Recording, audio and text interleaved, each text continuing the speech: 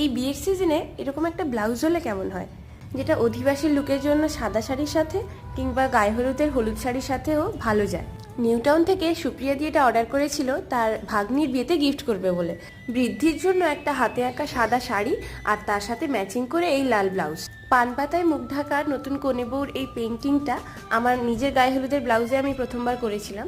জয়িতা ম্যামের একটা পেন্টিং দেখে ইন্সপায়ার্ড হয়ে আমি এটা ব্লাউজের উপর করেছি। তোমরা এই পেন্টিংটা পিন্টারেস্ট বা অন্য কোথাও অনেকেই দেখে থাকবে। এটা আমার এত ভালো লেগেছিল, আমি এটা নিজের ব্লাউজেও করেছিলাম প্রথমবার, তারপর ওই ডিজাইনটা দেখে যারা যারা বলেছে তাদেরও এটা করে দিয়েছি। বিয়ের সাজকে আরও স্পেশাল করে তুলতে এরকম একটা ব্লাউজ তোমরা নিতে পারো। ডিসেম্বরের 15 তারিখের পরে বা জানুয়ারির দিকে যারা ব্রাইট আছো তারাই কন্ট্যাক্ট করো। স্ক্রিনে দেওয়া এই হোয়াটসঅ্যাপ নাম্বারে আমার সাথে যোগাযোগ করতে পারো। আমার মিষ্টি কনে বউ এবার একদম রেডি। ব্লাউজ পেন্টিংয়ের এই আইডিয়াটা তোমাদের কেমন লাগলো কমেন্ট করে জানিও কিন্তু।